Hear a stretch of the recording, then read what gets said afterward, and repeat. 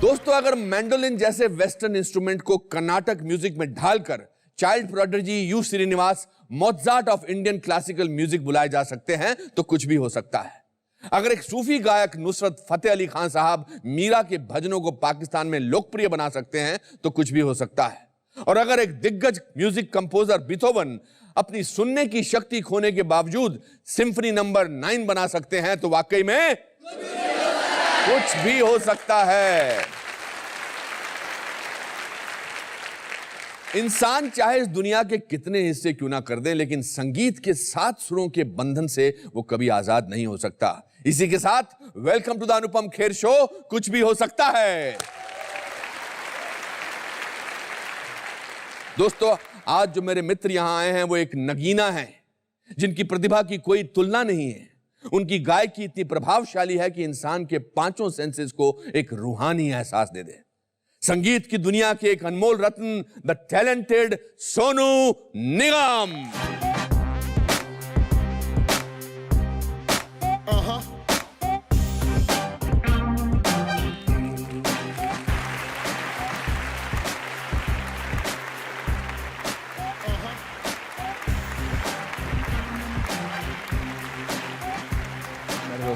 Good luck, good Fortune.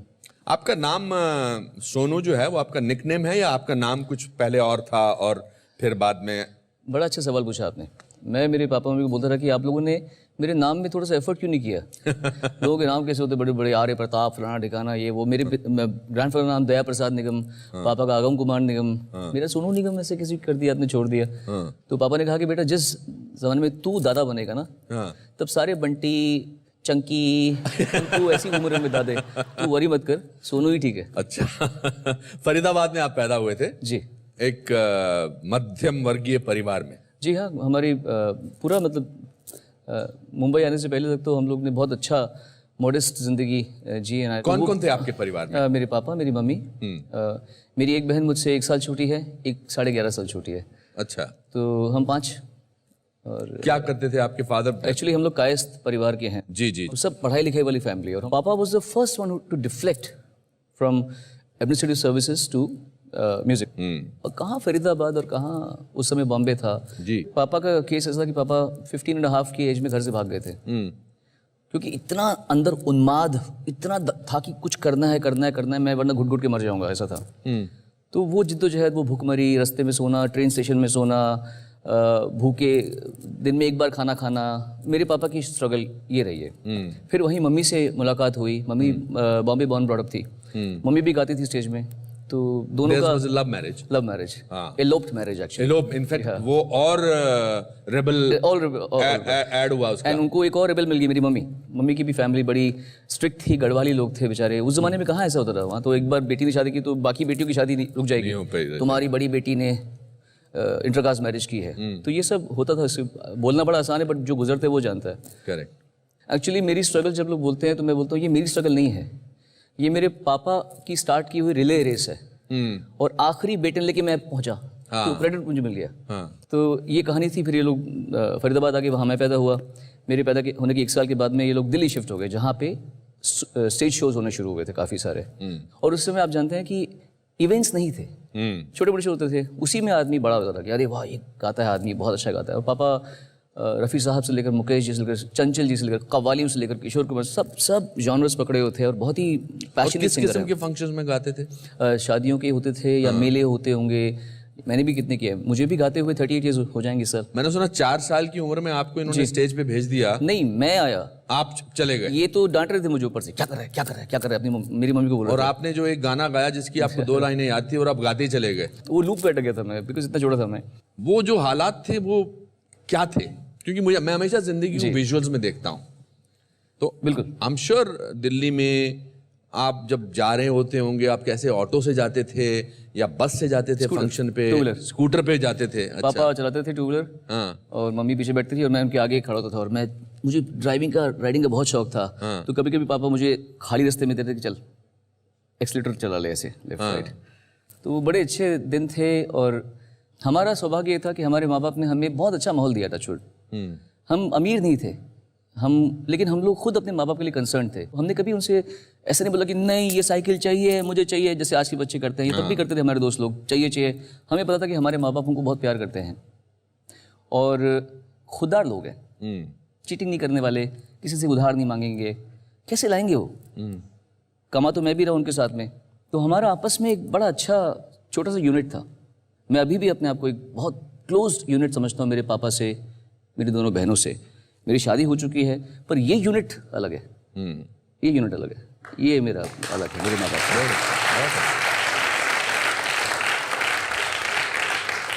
मेरे दादा बोलते थे कि जब पैसा बहुत कम हो ना तो सबसे सस्ती चीज खुशी होती है। बहुत, क्या पता।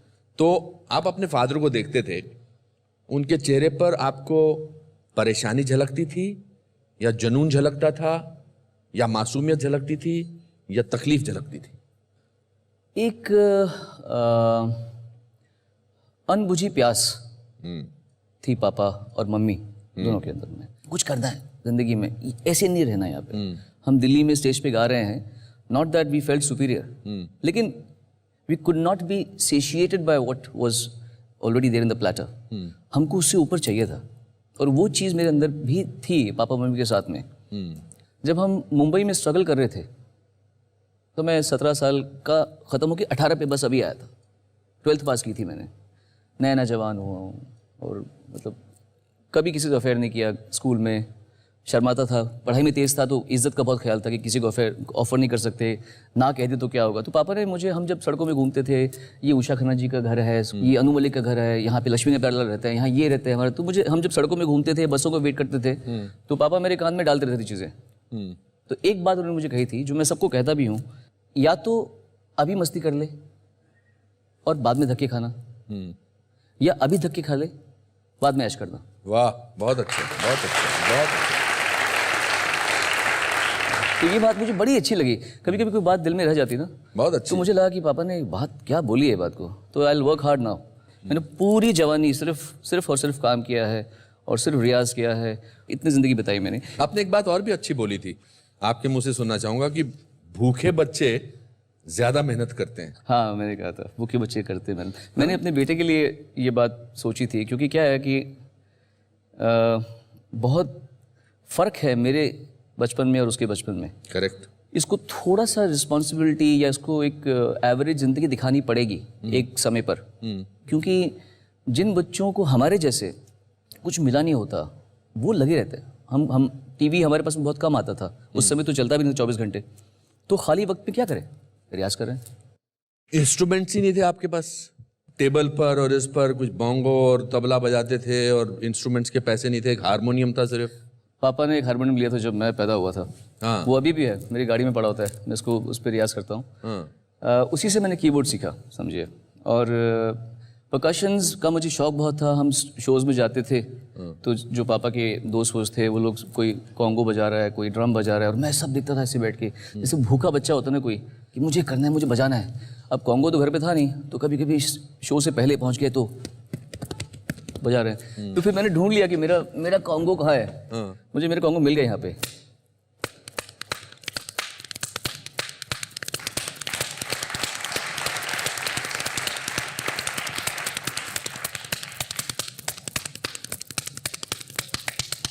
वो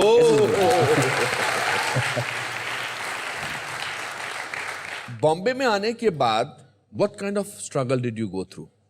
स्ट्रगल चाहे बहुत लंबी ना हो, 11 साल लंबी ना हो, लेकिन इंटेंस थी। इट ऑल डिपेंड्स आप खुद कितने सेंसिटिव है ना। कुछ लोगों को थप्पड़ मार दिया तो खा लेते बेचारे, कुछ लोगों को ओए उतने में ही हर्ट हो जाते हैं। तो मैं ऐसा था। यहाँ पे कोई भी चौकीदार आपको डांट रहा है, क्या इधर से क्या इधर क्या करते क्या इधर रोज आ रहा है, ये चल रहा है अपना। और हम लोग बोले यार आपसे तो इज्जत से बात करें, तो क्या करेगा इधर क्या, ये टोन था सबके बात करने का। तो हम लोग ये सब क्या हो रहा है। एक और कारण था शायद कि मैं दिखने में सिंगर नहीं लगता था उनको, क्योंकि मैं छोटा बहुत था। मैं दिखने में एक्टर नहीं लगता था। मेरे साथ ये परेशानी थी। मुझे लोग बोलते थे अरे यार बाल तेरे हैं नहीं, पतला सा है, तू यहाँ एक्टर बनने आया है। ऐसे ही कुछ मेरे साथ भी था। लगा कॉलेज से लड़का आया है, स्ट्रगल कर रहा है, उसको भगा दो उसको। Until someone heard my voice. Demo सुन के वो बोलते कि ये शक्ल और ये आवाज़ तो मैच नहीं करी यार आपस में, ये कहाँ से, ये इसके लंबे लंबे बाल, इतना सा मुंह, टिश्यू पेपर मुझे बोलती थी कुछ लड़कियाँ जहाँ बिल्डिंग में रहता रहा, वो सो थिन।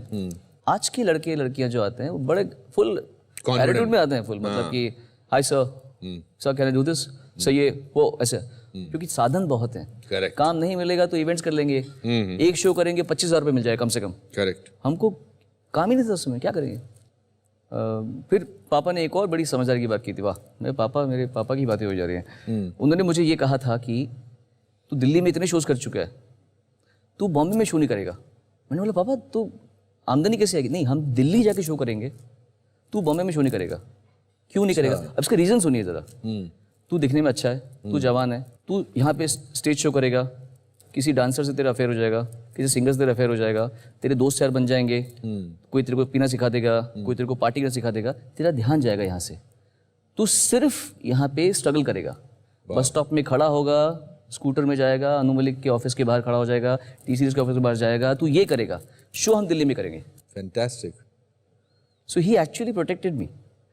उस समय क्या बनना चाहते थे when all this was going on? मुझे पहले साइंटिस्ट बनने का शौक था, until I reached a stage where I started hating chemistry. Okay. वो फॉर्मूलाज रट्टा मारना वो मुझे बोर न लगा। मुझे बायोलॉजी पसंद थी और फिजिक्स पसंद थी। फिर मुझे लगा कि नहीं यार, सिंगर बन रहा हूँ मैं, आवाज़ खुल रही है। और इसका एक और ताल्लुक है, जब हम बच्चे होते हैं तो आवाज़ होती है मम्मी मम्मी ऐसे करो, मम्मी ये करो। Then as men grow up, mummy mummy mummy mummy ऐसे करो, मम्मी मैं ऐसे करो, मम्मी मम्मी मम्मी। म्यूजिकल उसमें क्या होता है, ऑक्टेव हाई में पतली आवाज होती है, मतलब में म्यूजिक की आवाज होती है, इसमें बेस आवाज होती है, हारमोनी में सपोज। तो from here when you're here you don't know what to do, so you have to wait till your voice reaches here, then you can sing the song. ऐसा होता है। तो जब यहाँ से यहाँ थे तो मैं फंस गया। मैंने बोला ये क्या हो रहा है मेरे, तो मैं जो रफ़ी साहब गाना पहले गा सकता था वो अब नहीं गा पा रहा। अचानक एक दिन लगा कि आवाज़ खुल गई, सारे कॉम्पिटिशन्स दिल्ली में एक के बाद एक जीतना शुरू किया मैंने, तो हौसला बंधा। क्या बात है। Beautiful. Who was your role model? कि यार मैं इसके जैसा बनना चाहता हूँ। सबसे बड़े जिन्हें मैं भगवान की तरह पूछता हूँ, और उनको मैंने लिटरली एक जैसे कोई स्पिरिचुअल गुरु की तरह मानता है ना, मैंने माना, वो है मोहम्मद रफ़ी साहब। रफ़ी साहब एक सिंपल से आदमी थे जो गाना जानते थे बस। उनकी इंटरव्यू सुनेंगे आप तो आंखों में आंसू आ जाएंगे। करेक्ट। कितना सिंपल आदमी, सूफी आदमी।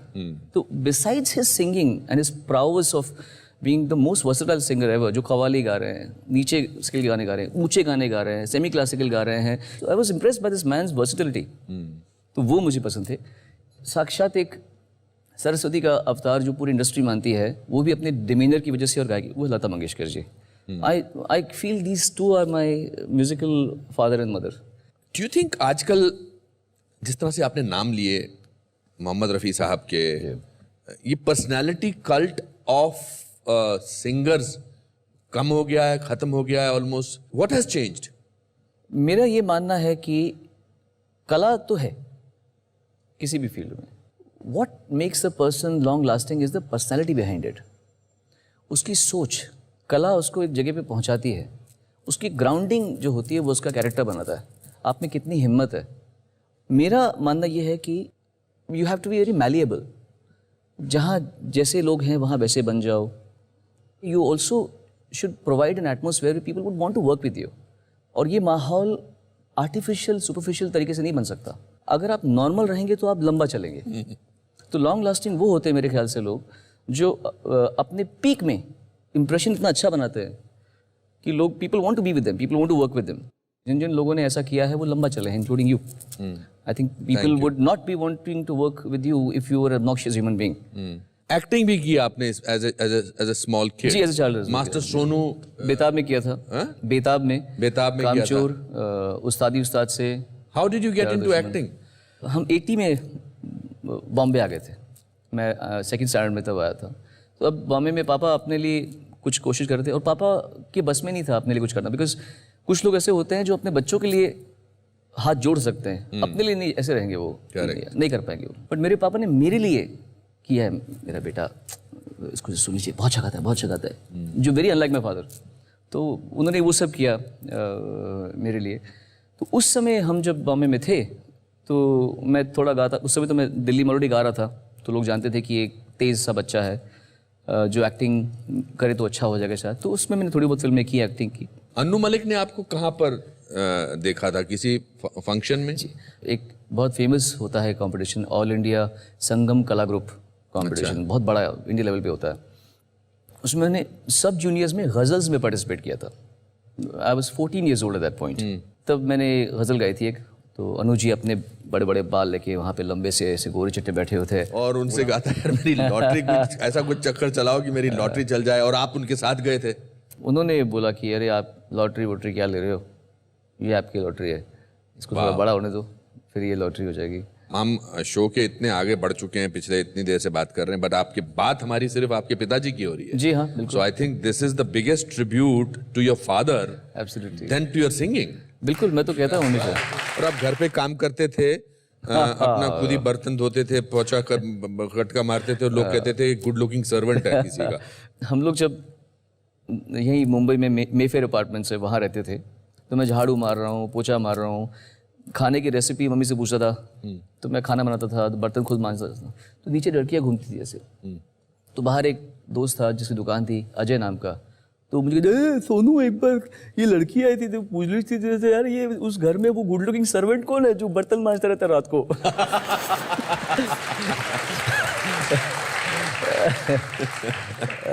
आपको काफी वो डमी सिंगर क्या कहते हैं हाँ उनको? जी, वो ये था कि जब वो मेन सिंगर नहीं मिलता, हाँ, तो किसी for the sake of shooting correct किसी और सिंगर से करवाते, जो अभी भी ऐसा होता है। तो एक गाना था, कंपोजर थे अमर हल्दीपुर जी और उत्पल जी जो अब नहीं रहे, उत्पल विश्वास, मुझे मिलाया था उषा खन्ना जी ने। उषा खन्ना जी का मेरे पे बहुत बड़ा उपकार है। मगर 1942 लव स्टोरी, हाँ वो भी उसके पहले का, उसमें आपको वो क्या हुआ था 1991 में हम लोग जब आए थे यहाँ पे, तो 92 तक कुछ नहीं हो पा रहा था हमारा। तो 92 की बिगिनिंग में हम लोग गए दिल्ली में शोज करने के लिए कि कुछ पैसा तो कमाएं, यहाँ तो खत्म हो गया था सारा पैसा। तो 2-2.5 महीने बाद वापस आए और मधुर ध्वनि एक स्टूडियो था, उसके संपत जी थे, उन्होंने मुझे बोला अरे सोनू तेरी किस्मत खराब है यार, तेरे को पंचम दान ढूंढ रहे थे यार। मैंने बोला क्या? हाँ उनकी फिल्म आ रही है कोई यार, तू जा, तू अभी जा, वहाँ रिकॉर्डिंग चल रही है फिल्म, बॉम्बे फिल्म सेंटर में रिकॉर्डिंग चल रही है। तो हम वहाँ गए, वहाँ ये जावेद साहब बैठे हुए हैं, विद्यु विनोद चोपड़ा बैठे हुए हैं, पंचम दा बैठे हुए हैं। तो पंचम दा मुझसे पहले मिल चुके थे, उनको मैं बहुत पसंद था। तो उन्होंने बोला अरे अरे झाड़ू झाड़ू, ये लड़का बहुत कमाल का है, बहुत कमाल लड़का, बहुत कमाल लड़का है। तो मैं खड़ा होकर बैठ गया, क्योंकि वहाँ पे कुमार शानू जी का वेट हो रहा था। एक दिन पहले वो आए थे, विद्यु जी ने उनको भगा दिया था किसी वजह से, तो हमें उम्मीद थी कि वो नहीं आएंगे, तो मैं गा दूंगा, ऐसे कुछ हो गया। फिर अचानक शोर मचा, शानू हो गए। देखा तो आए, बोला दादा बोलो दादा क्या अभी चलो करें दादा रिकॉर्डिंग करें। अरे मैंने बोला अपना चांस गया। तकलीफ हुई थी उस दिन जिस दिन शानू साहब पहुंच गए थे? नहीं, मुझे तकलीफ उसके बाद में हुई थी। वो जो गाना मैं आपको कह रहा था आग लगे सावन को, तो उसके बाद मैंने एक और गाना डमी गाया था, और फिर काम ही नहीं बन रहा था हमारा, काम ही नहीं है, वेट किया जा रहा है, एक दिन हफ्ता महीना बीत गया, 2 महीने 3 महीने 4 महीने 5 महीने, it was very slow, life was too slow at that point. तो बड़ी उम्मीद से एक बार मैं सुदीप स्टूडियो में गया टी सीरीज़ के, और मैंने वहाँ से पूछा उनसे कि मेरा गाना जो 2 शूटिंग हुए थे, तो भाई मिश्रा जी रिकॉर्डिस्ट थे जो मर गए बेचारे, वो कहते हैं बेटा वो गाना अभी डब हो गया, गाना डब हो गया। और था तो मैं बच्चा ही उस समय, मैंने बोला अच्छा ठीक है। मुझे आज तक वो दिन याद है, 2nd फ्लोर से मैं उतर रहा था, सुदीप स्टूडियो के टी सीरीज़ का स्टूडियो था खार में, 1st फ्लोर की स्टूडियो के बीच में रुका और मैं फूट फूट के रोया, जैसे नाक निकलने में रोना होता है ना, वैसे ऐसे बोल रोया। मैं बोल रहा हूँ भगवान, इतना अच्छा गाने के बाद में भी अगर मेरा गाना नहीं रह सकता तो शायद मुझे कुछ मिलेगा नहीं अभी, ये लगता है मेरा टाइम नहीं आया अभी। मैंने उषा खन्ना जी को फ़ोन किया, मैंने उषा जी मैं आ जाऊँ? तो उषा कहती हाँ बेटे आजा बेटा। तो मैं गया उनके पास में, मुझे खूब प्यार किया, चिंता नहीं बेटा तेरा टाइम आएगा, तू बहुत अच्छा गाता है, टाइम आएगा तेरा। सो इसीलिए मेरे लिए दिल में इनकी बहुत इज्जत है, क्योंकि इन लोगों ने मुझे उस समय सर पे हाथ रखा जब मुझे अकल ही नहीं थी दुनिया की। They just actually pushed me कि आगे बढ़। ऐसे बहुत सारे लोग मिल जाते हैं जी। Which was that one song which changed your life? Fortunately, my life kept changing in different stages. I'll tell you how. My first exposure to subtle fame was अच्छा सिला दिया तूने मेरे प्यार का, यार नहीं लूट लिया घर यार का, वो जो बेवफा सनम एल्बम आई थी उसमें वो जो गाना था वो हिट हो गया था, जिससे मेरे को थोड़े से शोज में पैसे बढ़ गए थे मेरे। पर फिल्मी गाने नहीं मुझे मिलते थे उस समय भी, तो मेरे करियर स्टार्ट नहीं होता। आई स्टार्टेड डूइंग वर्जन्स, भजन, राजस्थानी गाने, मराठी गाने, उड़िया गाने, ये गाने वो गाने खूब सारे किए, नेट प्रैक्टिस हो गई बहुत सारी मुझे। फिर समा बदला, एक म्यूजिकल चैनल शो आया था, उसने मेरी ज़िंदगी पूरी बदली। उस शो के माध्यम से मैं लोगों के घर पे पहुंचा, घर घर तक पहुंचा, वो मेरे लिए बहुत बड़ा चीज़ था। उसके बाद कुछ गाने आए जिन्होंने मुझे मेन स्ट्रीम फिल्म म्यूजिक में डाला। पहला था संदेश से आते हैं बॉर्डर का, जिसने मुझे लोगों को सिंसियर सिंगर बोला कि हाँ भाई सिंसियरली गाता है। इमीडिएटली 3 महीने के बाद में परदेश का ये दिल ठाक दीवाना, ये संदेश से आते हैं और ये परदेश, ये की सिंगर गा रहा है। यहाँ से विश्वास बढ़ा कि यार तो इसका कुछ है, इसका कुछ एक मीटर यहाँ से वहाँ तक चलता है इसका।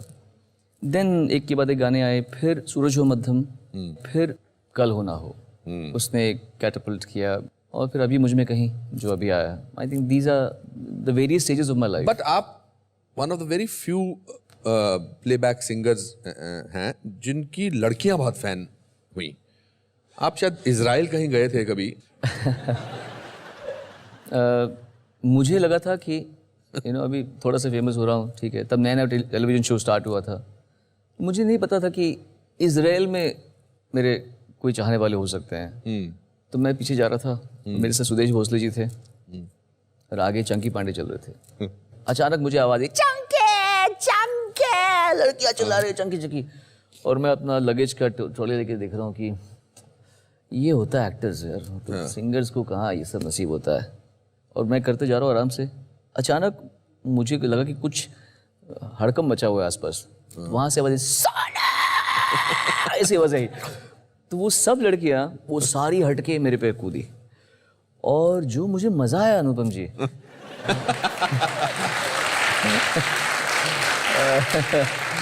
It was very very motivating experience. You are a great mimic. मैंने आपको एक बारी देखा था किसी फंक्शन में, आपने कुछ गायक लोगों की बहुत अच्छी ट्रिब्यूट दिया था उनको। जो लोग म्यूजिशियंस होते हैं, कि जो काम करता है उसके काम का अक्स उसके पर्सनालिटी में आता है, काम का अक्स। आई एम श्योर जो लोग बहुत फिजिकली मुश्किल काम करते हैं वो कि ऐसे लैंग्वेज में, बॉडी लैंग्वेज में आ जाता है। वैसे जो लोग थोड़े से नज़ाकत वाला काम करते हैं उनकी लैंग्वेज में नज़ाकत भी आ जाती है। तो वैसे ही अगर कोई संगीत वाद्य को बजाने वाला कोई इंसान है तो उसका वो वाद्य मैंने देखा है, वो उसकी गले में आता है। अच्छा, जैसे सारंगी, और अब नहीं रहे मरहूम उस्ताद सुल्तान खान साहब, सारंगी साज की आवाज़ है, ऐसी की आवाज़ है उसकी, तो सुल्तान खान साहब की गायकी में वो आता है।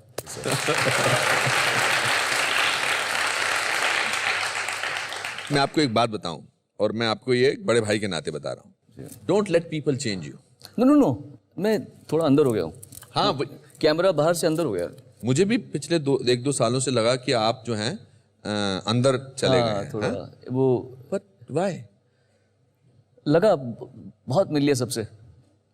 देखिए, 2 चीजों से होता है ऐसा, या तो लोग डिसअपॉइंट करते हैं, आप लोगों की से अपेक्षा होती है, then you feel sad and hurt, people hurt you. नहीं, ऐसा इतना नहीं हुआ होगा, और ये भी नहीं है कि हम कभी जिंदगी में किसी से हर्ट हुए नहीं, लेकिन हर्ट होने के बाद में ब्लेम दूसरे पे नहीं करता मैं। अपने आप को लगा कि यार कुछ तो तूने किया है गड़बड़। पहली बार इंसान पैसा देखता है, कामयाबी देखता है, थोड़ा सा दिमाग ख़राब होता ही है। हुआ होगा मेरा भी, मैंने भी देखा कि यार कहीं कहीं मैंने I have rubbed people the wrong way, कहीं कहीं मैंने I could have been kinder. एहसास तो हो गया, कम से कम अंदर से माफ़ी मांग लिया अपने आप से और उस इंसान की आत्मा से भी कि यार गलती हो गई, मैं सॉरी कर। जो मैं 15 साल 10 साल पहले कर रहा था, आज मुझे लगता है कि नहीं यार ये ठीक नहीं था। तो इसका मतलब जो मैं अब कर रहा हूँ वो मुझे 10 साल बाद कचोटेगा कि यार ये तूने गलत किया। You have to speed up your level of evolution. इसलिए मैं अंदर घुसा थोड़ा अपने आप में। सोनू, आपके बेटे बहुत टैलेंटेड है। अच्छा बच्चा है वो, टैलेंटेड तो उससे भी बहुत अच्छे लोग बच्चे देखे हैं मैंने बहुत। He is a very good kid. मैंने अभी कॉल किया उसको, वो मुझे छोटू बोलता है, मैं भी छोटू बोलता हूँ। अच्छा। छोटू छोटू चलता है। छोटू, हाँ छोटू, कैसे हो? मैं ठीक हूँ। क्या कर रहे हो? ऑफिस में बैठा हूँ। अरे मैं शूटिंग कर रहा हूँ। ओ घर पे कब आओगे? ये चलता है हमारा।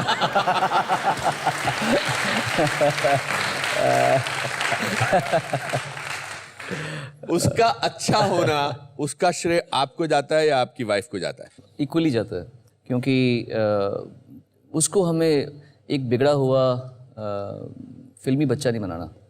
आई जस्ट थॉट कि इसको जितना हो सके थोड़ा सा प्रोटेक्टेड रखें अपना। एक बात बताइए, निवान में आप अपने फादर का क्या चाहेंगे और अपना क्या चाहेंगे? मेरे फादर का कैरेक्टर, मेरे फादर की जो एक खुदारी है वो बहुत कमाल की चीज़ है। ईमान के बड़े पक्के हैं। और सबसे बड़ी खासियत पापा में है, जो मेरे ख्याल से मुझ में भी है, वो ये है कि हम लोग सिंपलेस्ट मीन्स में जी सकते हैं। हम लोग को ये नहीं है कि अगर ये चीज़ नहीं मिली तो हमारा क्या होगा। बट पापा वैसे थोड़ा छुपे हुए रहते हैं। I am still extrovert. So that you will want both the qualities. I want him to be having both the qualities. Yeah. हमारे शो में एक सेगमेंट है जिसमें हम हमारे मेहमान से पूछते हैं कि आपकी लाइफ का ऐसा कोई मोमेंट हो जिसको देखकर आपको ऐसा महसूस हो कि अगर ये हो सकता है तो लाइफ में कुछ भी हो सकता है। अरे सर, ऐसे इतने सारे लोग सिंगर बने कि सोचता हूँ अगर वो सिंगर बन सकता है तो कुछ भी हो सकता है।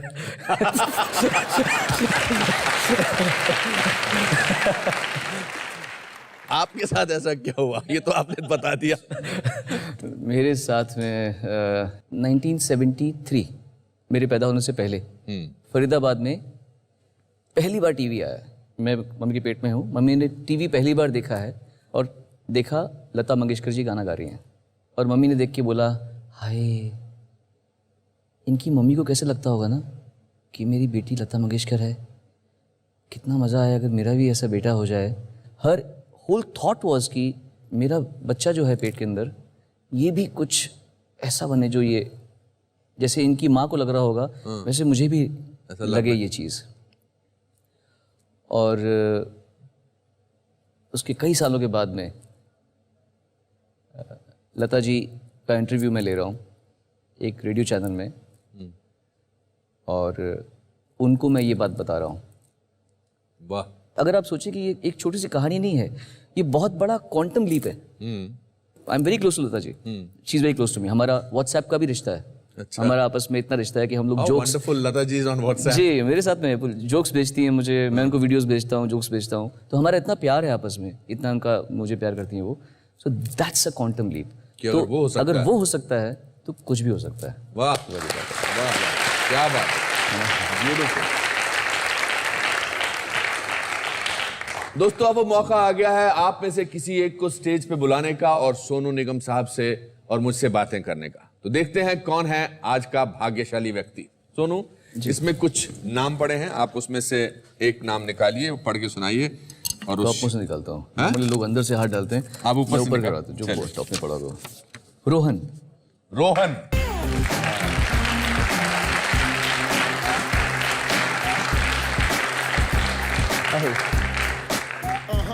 रोहन बेटा मैं भी हूँ। अच्छा, बैठो बैठो। रोहन, माइक पकड़ लो। क्या करते हो बेटा रोहन? मैं अभी 12th का एग्ज़ाम दिया मैंने अभी। अच्छा। और गाना सीखता हूँ मैं, बहुत बड़ा फ़ैन हूँ सोनू जी का। मुझे बहुत खुशी है मैं आज आपके सामने हूँ। कहाँ के रहने वाले हो? डोंबिवली। डोंबिवली? डोंबिवली से आए हो यहाँ? या। और आप सिंगर बनना चाहते हो? हाँ। बचपन से गाते हो? हाँ, बचपन से गाता हूँ मैं, सब परक्यूशंस बजाता हूँ, फ्लूट बजाता हूँ और गाता हूँ। इससे पहले कि आप सोनू से सवाल पूछें, मैं आपसे एक गाना सुनना चाहता हूँ। आप हमारे दर्शकों को गाना सुना सकते हैं? हाँ, मुझे इन्हीं के साथ गाना है, इनका गाना अभी मुझ में गई। अच्छा, आप गाओ, मैं साथ में गाता हूँ आपके, आप गाओ। देखो सपने कैसे पूरे होते हैं। क्या पूछना चाहते हो आप सोनू से? यूजुअली एक डुएट सॉन्ग के लिए मेल सिंगर और फीमेल सिंगर चाहिए होते हैं, पर आप ऐसे सिंगर हो जो फीमेल की आवाज़ भी निकाल लेते हो, तो मुझे कुछ ऐसा आपसे सुनना है। आपको सोनू की कुछ पसंदीदा चीजें हम गिफ्ट में देना चाहते हैं। रोहन, क्या बात है सर, थैंक यू। आइए।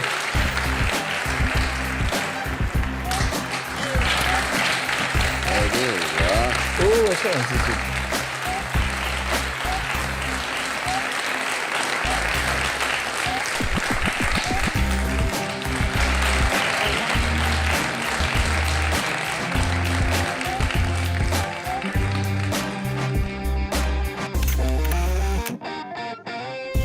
Thank you, beta. God bless you.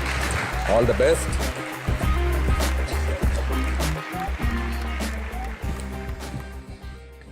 मैं बहुत देर से सोच रहा था जी जिस शख्सियत के बारे में हमने आज इतनी बात की है मैं उनको स्टेज पर ना लेकर आऊं अच्छा, आपको मालूम पड़ गया। ये बहुत गुस्ताखी होगी। I will request Agam Nigam साहब to please come on stage.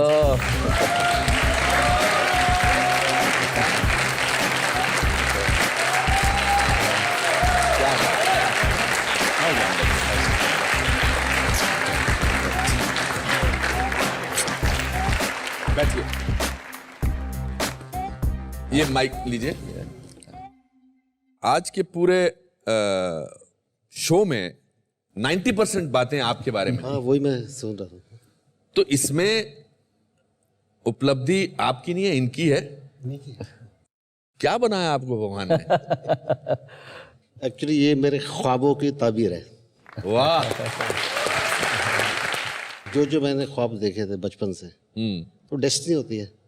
तो मैं पूरे वो सारे नहीं कर सका, कुछ कर सका। जी, is it possible to have a song from both of you?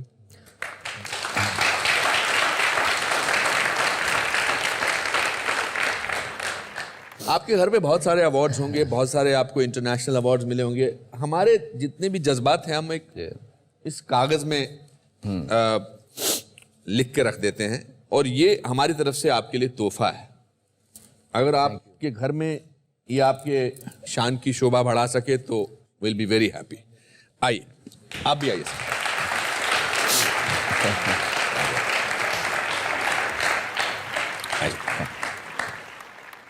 संगीत जगत के सबसे अनूठे व अनमोल रत्न सोनू निगम, आपको हमारा सादर प्रणाम। आप ऊपर वाले का रचा एक करिश्मा है जिसे सृष्टि में खुशी व संतुष्टि प्रदान करने के लिए भेजा गया है। आपकी प्रतिभा त्रुटिहीन है और आपकी मधुर आवाज अमूल्य। इतनी कम उम्र में सफलता पाने के पश्चात आपकी नम्रता आपकी पुनीत आत्मा का प्रमाण है। इस भटके समाज में आप संगीत का असली मूल्य बरकरार रखिए, यही हमारी आशा है। Anupam Kher. Thank you sir. और मैं चाहूंगा अगम साहब, ये अवार्ड आप हमारी तरफ से सोनू को दीजिएगा। Thank you sir.